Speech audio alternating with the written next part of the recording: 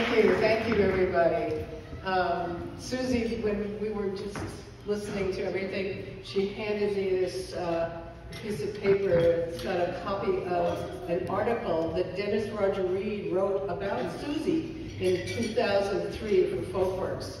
And there's so much history about a bunch of you, actually, and FolkWorks kind of goes together. So we waited till the last second to write this. So forgive me if it's not quite, and it's a little repetitive in terms of some of the things people have already said. So you know what they say, you repeat it a few times and you'll remember. So it seems both a fluke and inevitable for us to have started what many told us was a crazy idea. There was and is a lot of noise out there. In 2001, we went contra dancing, and according to my daughter, listened to hillbilly music, her term for old time.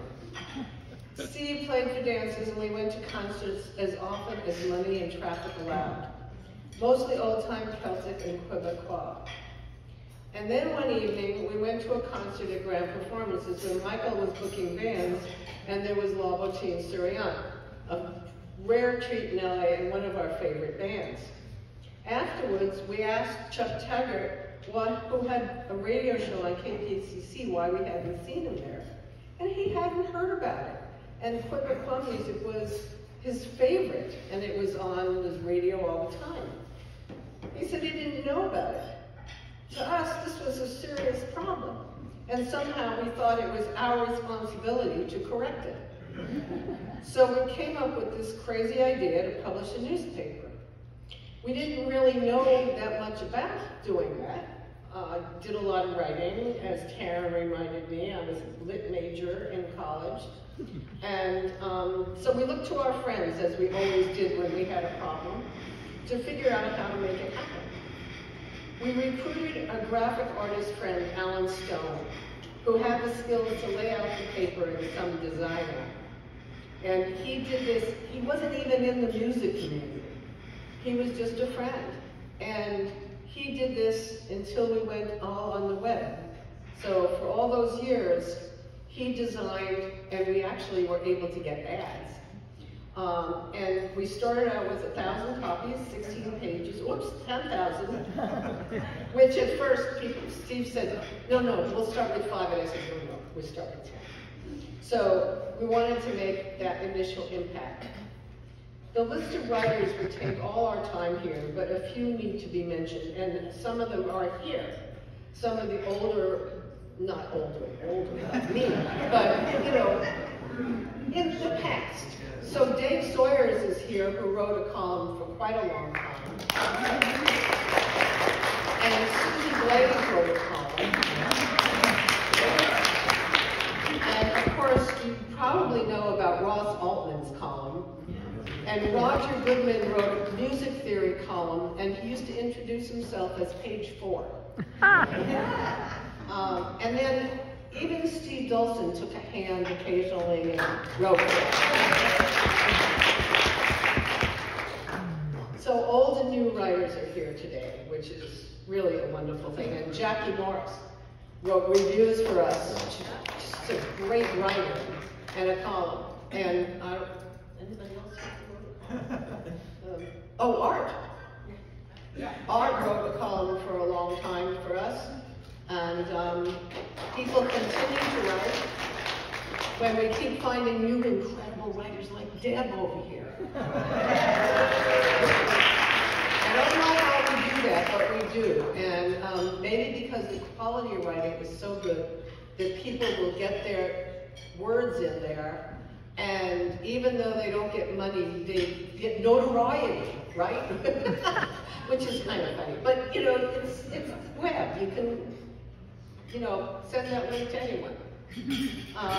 Printing and distribution was had its own network of volunteers, kind of like the Pony Express.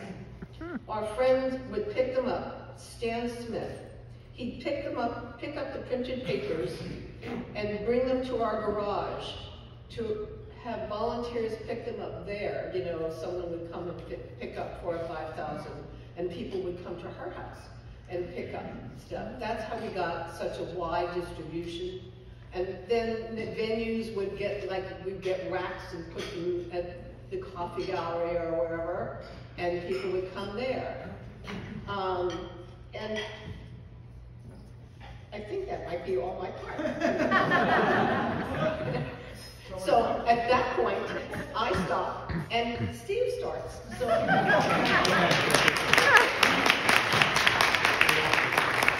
And that's the way it usually works. Is we do collaborate. You know, I did an initial draft. We took it and said no. And said no, mine was better. And this morning she handwrote and dictated to me her version. So that's so anyway. So over the years, in addition to doing the newspaper, we have a board of directors, some of which who are here today at mostly at that table over there and this table over here. When we lived, you guys stand up.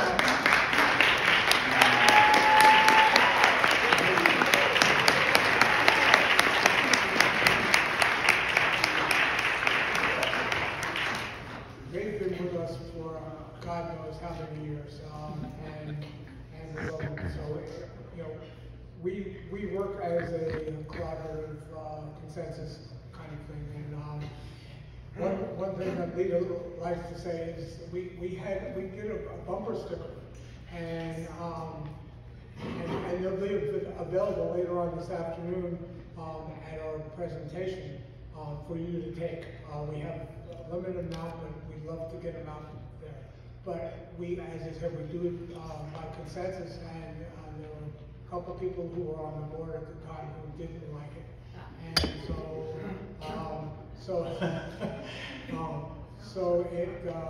it sat on the shelf for years, and then later on we said, you know, we have these bumper stickers. What should we do with them?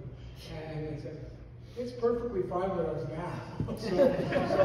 So come to our presentation later on. So let me continue with what I actually had written. So over the years, we produced lots of concerts, few festivals. We always tried to find and present music and dance that represented diverse cultures that we were involved with or discovered. Fast forward to 2024, Lita had mentioned that there was noise, and you might have wondered what was that noise? At the beginning, there was the LA Times, the weekly, the LA Reader, and we could not find any folk stuff on there. So we started the newspaper, but in 2024 things shifted again, and there was a lot of noise out there. There still is a lot of noise, and the hard thing is finding stuff about folk music, dance, world music. It's not available, or it's like all over the place. And one of the things that we do is try to bring it all together. So in 2020, we built a new website, and performers, venues, and agents can post their own calendar, reach out to social media, and so it gets shared on social media, and that's currently the way we break through the noise. Facebook, LinkedIn, X, YouTube, we're there. And we share events that are posted so that people can find us. And we produce a monthly newsletter, and I don't know how many people here are subscribers to that newsletter, but if you're not, it's easy to get on the list. We hope you all do.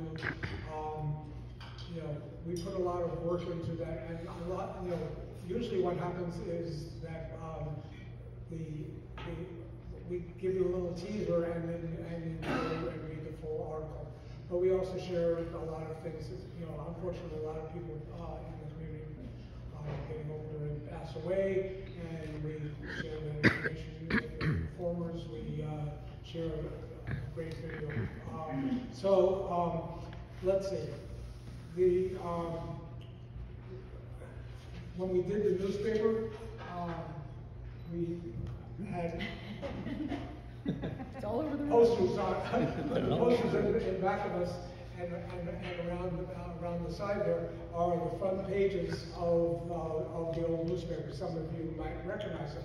Well, the fact is that through the miracle of technology, we have archives of them in PDF format, and we went back and started looking at them. This was amazing. so you guys can take advantage of that and go to the archives section of the website and enjoy the old articles. So let's see. We are an all-volunteer organization, as you said. You know, none of us get paid, including all the great writers over the years. Certainly us. We're a non-profit organization supported by donors. So if you're a writer or know a writer that might possibly want to write articles, reviews, stories of interest to the community, please see us, talk to us. You know, that's how we found her. Wherever she went. And I was talking to Dave Saunders in the lobby before, and he said, you know, he used to write first, and he's interested in writing again. So welcome him back. So let's see. Yeah, to do that, you to submit events and articles and that kind of stuff, you sign up and become a content contributor. And it's pretty obvious on the front page of the website. Let's see. So we're having a presentation later on about FolkWorks, the Q&A, and we're presenting one of the up-and-coming young bands, Stepwise. And if you don't know about them, you should. And please come to that at 3 o'clock at Salon. And let's see. I guess that's pretty much it. Thanks to Far West for honoring us with honoring FolkWorks with the 2024 Ambassador Award. Thanks. Thank you. And I noticed that a lot of you are videoing this, which we really appreciate, especially because my daughter and my sister would love to see what happened here. So if you could forward them to us, videos, that if you got something, that would be terrific. Thank you. Thank you,